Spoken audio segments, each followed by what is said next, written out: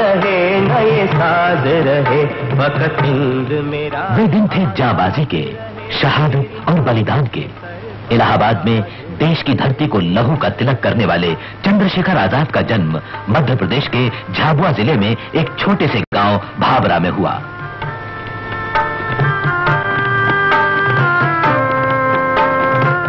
चारों तरफ घना जंगल था। रियासत के एक बागीचे में पंडित सीताराम तिवारी रक्षक थे।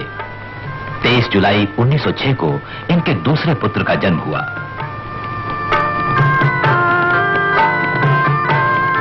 मां जगरानी देवी ने इसका नाम रखा चंद्रशेखर।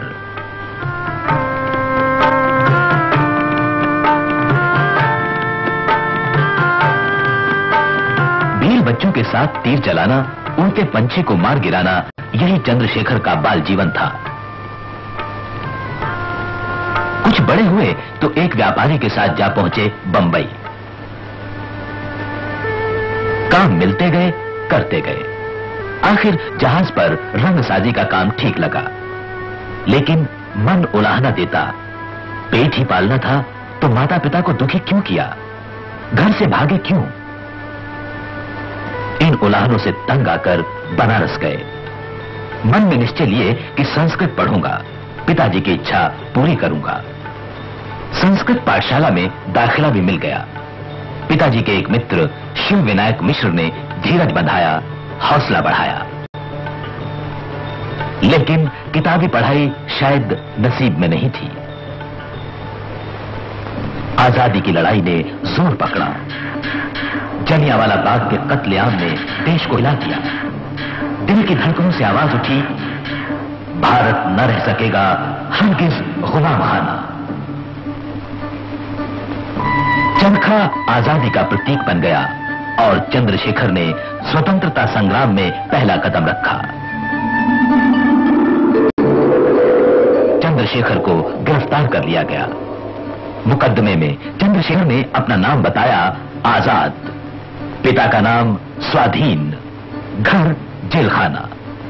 15 कसूरी बेतों की सजा मिली। हर बेत के साथ नारा बुलंद हुआ, भारत माता की जय, वंदे मातरम। अब चंद्रशेखर आजाद हो गए। काशी विद्यापीठ में प्रवेश पाया। यहां परिचय हुआ क्रांतिकारियों से और क्रांतिकारी जीवन आरंभ हुआ।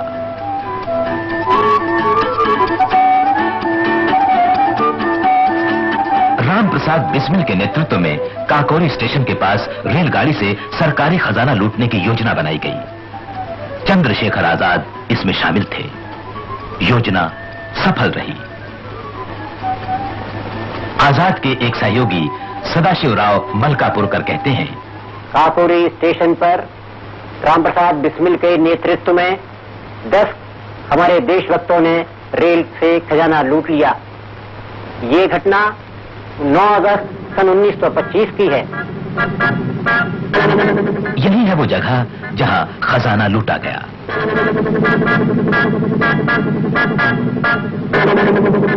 अब अज्ञातवास शुरू हुआ।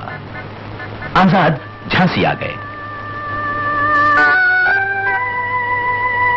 आजादी के परवाने मास्टर रुद्र नारायण सिंह ने आसरा दिया, बढ़ावा दिया। वतन परस्तों का आशियाना लुट गया था। आजाद ने उसे फिर से बनाने का काम शुरू किया। क्रांतिकारी कार्य की कमान संभाली। इसी बीच काकोरी केस का फैसला सुनाया गया। आजाद के सहयोगी क्रांतिवीर शिव वर्मा के शब्दों में, काकोरी केस में 4 व्यक्तियों को मृत्युदंड मिला था। रामप्रसाद बिस्मिल, अशफाकुल्ला खान, रोशन सिंह और राजेंद्र लाहिड़ी। इनमें पंडित रामप्रसाद बिस्मिल को जेल से छुड़ाने के हम लोगों ने कई एक प्रयास किए, लेकिन हमें किसी प्रयास में सफलता नहीं मिल सकी।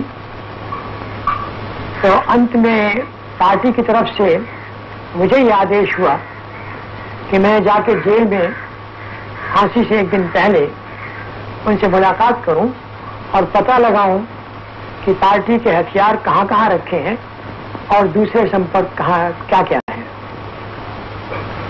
उनके पिता दशरथ द्विवेदी में हम तीनों जेल के लिए रवाना हुए।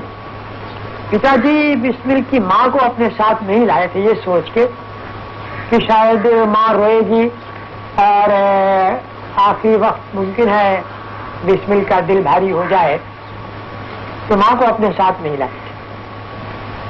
लेकिन हम जब जेल के गेट पर पहुंचे तो हमने देखा कि मां वहां पहले से मौजूद है। फांसी की कोठरी के हम लोग सामने पहुंचे तो मां को देखकर बिस्मिल रो पड़े और उनको देखकर उनके पिताजी रोने लगे। उस समय मां उठकर खड़ी हो गई और बिस्मिल की आंखों में आंखें गड़ाकर उन्होंने कहा कि बस हो गया इनकलाब, हो गई क्रांति। अगर तुमको रोकर मरना था तो इस रास्ते पर आए क्यों थे? बिस्मिल ने जवाब भी उतना ही अच्छा दिया। उन्होंने कहा, मां तुम जानती हो तुम्हारा बेटा कायर नहीं, मैं मौत से नहीं डरता हूं। ये आंसू इस बात के हैं कि शायद मुझे दोबारा तुम्हारी जैसी मां नहीं मिलेगी, तुम्हारी गोद नहीं मिलेगी। आजादी के चारों परवाने फांसी पर झूल गए।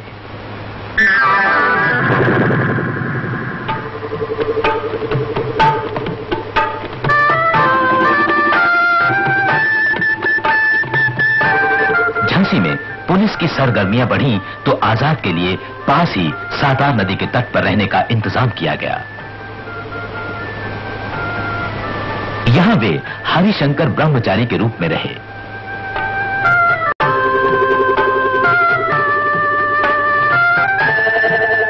पास ही भीमरपुरा गांव था जो अब आजादपुरा हो गया है। आजाद ने बच्चों को पढ़ाना शुरू किया। क्रांतिकारी दल के संगठन का कार्य पूरे जोरों के साथ शुरू हुआ। मास्टर रुद्र नारायण नौजवानों को सातार तट पर भेजते थे। आजाद उन्हें वीर सावरकर जी की पुस्तकें पढ़ने को देते। मनोभूमि तैयार होने पर उन्हें क्रांतिकारी दल में शामिल किया जाता था। झांसी ने आजाद को 3 अनन्य साथी दिए, विश्वनाथ वैशंपायन, सदाशिव मलकापुरकर और भगवान दास माहौर। इनका एक ही अरमान था, एक ही तमन्ना, मेरे सोने की लाली से कुछ तो लाल धरा होगी ही।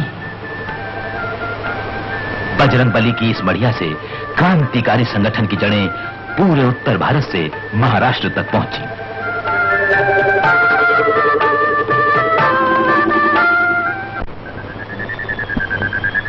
आशियाना बना और खूब बना।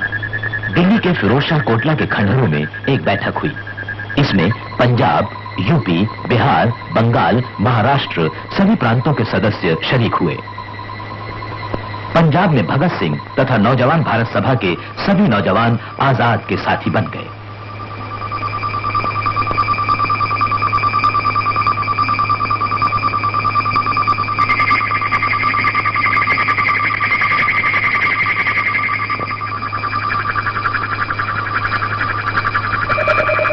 भगत सिंह के आग्रह पर समाजवाद को लक्ष्य माना गया और दल का नाम हुआ हिंदुस्तान सोशलिस्ट रिपब्लिकन एसोसिएशन। दल की कार्यकारिणी समिति बनाई गई।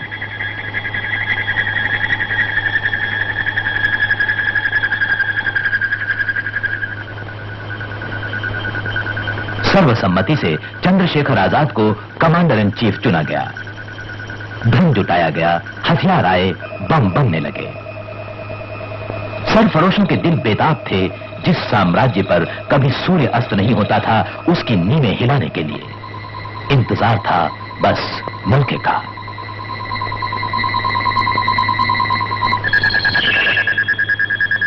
सन 1928 साइमन कमीशन आया। सारे देश में इसका विरोध हुआ। अंग्रेजी हुकूमत की बर्बरता हद से बाहर जा पहुंची। जब साइमन कमीशन लाहौर पहुंचा तब नौजवान भारत सभा के युवक भगत सिंह, भगवती चरण वोरा, सुखदेव आदि ने विराट जुलूस निकाला। जुलूस का नेतृत्व कर रहे थे पंजाब केसरी लाला लाजपत राय। पुलिस ने जुलूस पर इस बेरहमी के साथ लाठियां चलाई कि भस्मासुर भी शर्मा जाता। लाला जी बुरी तरह घायल हो गए। कुछ ही दिनों बाद उनका देहांत हो गया।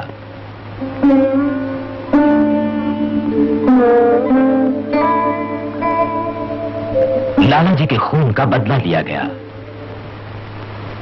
17 दिसंबर 1928 के दिन जैसे ही सैंडर्स मोटरसाइकिल पर कोतवाली से बाहर आया, जयगोपाल ने इशारा किया और राजगुरु ने आगे बढ़कर उस पर पहरा फायर किया।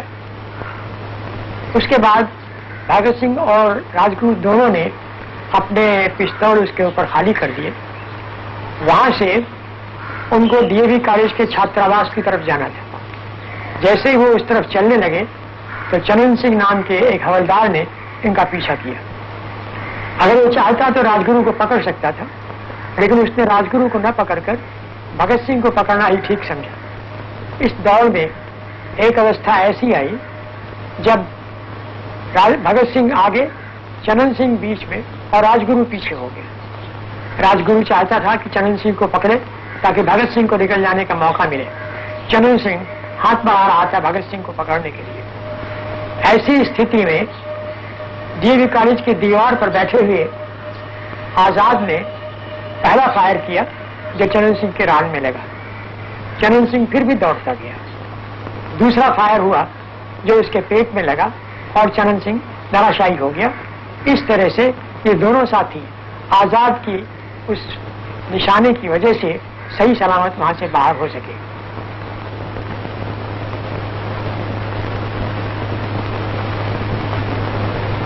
पुलिस ने लाहौर के चारों तरफ घेरा डाल दिया। इस घेरे में से बाहर कैसे निकलें? भगवती चरण वोरा की पत्नी दुर्गा भाभी बताती हैं।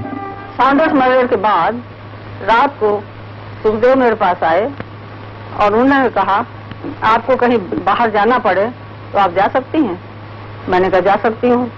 मुझे कुछ मालूम नहीं था कि क्या प्लान था और क्या हुआ, लेकिन मैं तैयार हो गई। रात को 10:30 बजे जब पुलिस वाले चले गए घर से, तब ये लोग आए, सुखदेव, भगत सिंह और राजगुरु। राजगुरु नौकर के वेश में थे, भगत सिंह साहब के वेश में थे, फेल्ट हैट एंड चेस्टर पहने हुए।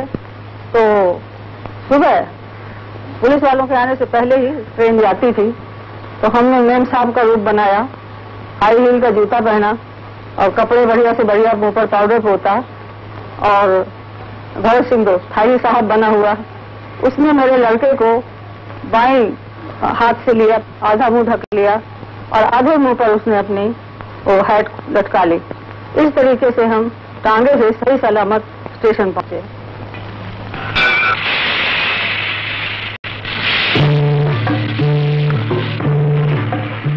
भगत सिंह को कलकत्ता भेजकर आजाद आगरा गए। आगरा और ग्वालियर में मकान लिए गए। बम फैक्ट्रियां शुरू की गईं। ग्वालियर में बने 2 बम 8 अप्रैल 1929 को भगत सिंह और बटुकेश्वर दत्त द्वारा केंद्रीय असेंबली दिल्ली में फेंके गए। बम के साथ पर्चे फेंके गए। इनमें कहा गया था, पहरों को सुनाने के लिए धमाके की जरूरत होती है। सार्वजनिक सुरक्षा और औद्योगिक विवाद जैसे कानून दमन चक्र को और भी तेज कर रहे हैं। जनता को कुचला जा सकता है, लेकिन आजादी की भावना को कोई ताकत नहीं कुचल सकती। फिर धरपकड़ शुरू हुई। लाहौर और दिल्ली षड्यंत्र केस चले। आशियाना फिर लुट गया। रह गए आजाद और इन्हें गिने 2-4 साथी। अज्ञातवास का नया दौर शुरू हुआ। कानपुर, बनारस, इलाहाबाद, दिन रात की दौड़ धूप, पुलिस पीछे लगी हुई। लाहौर केस का फैसला सुनाया गया। भगत सिंह, राजगुरु और सुखदेव को फांसी की सजा, बाकी को कारावास। और इसी वक्त गद्दारों की मेहरबानी से आजाद का दाहिना हाथ विश्वनाथ वैशंपायन भी पकड़ा गया। फिर भी वही धुन, फिर से आशियाना बनाने की धुन। इसी धुन में वे मोतीलाल जी और बाद में पंडित जवाहरलाल नेहरू से मिले। गद्दारों से सूचना पाकर पुलिस ने आजाद को इलाहाबाद के अल्फ्रेड पार्क में घेर लिया। आजाद अभिमन्यु की तरह लड़े, लेकिन चक्रव्यूह से निकल न सके। प्रतिज्ञा थी, दुश्मन की गोलियों का हम सामना करेंगे। आजाद ही रहे हैं, आजाद ही रहेंगे।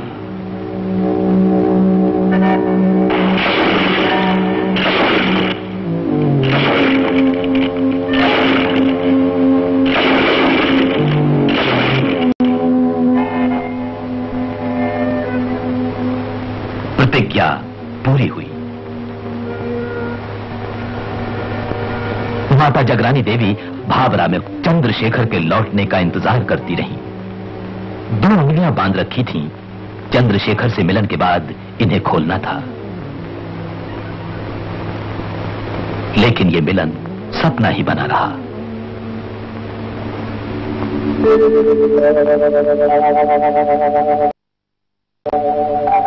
सेनानियों के सेनानी ने अपने प्राण देकर तरुणाई को प्राणवान बनाया। खुद अंधेरी राहों पर चलकर आजादी की राहें रोशन की। चंद्रशेखर आजाद जीवन भर आशियाना बनाते रहे, तोड़ने वाले तोड़ते रहे, लेकिन उनकी अमर शहादत ने जो आशियाना बनाया है उसे कोई नहीं तोड़ सकता। वो कोटि कोटि भारतवासियों के कृतज्ञ हृदयों में सुरक्षित है। कौम के वास्ते ये जान जो मिट जाएगी, कौम के वास्ते ये जान जो मिट जाएगी, नाम चमकेगा मेरे बाद सितारा होकर, मर के भी दर्द न भारत का मिटेगा दिल से, खून तड़पेगा मेरा जोश से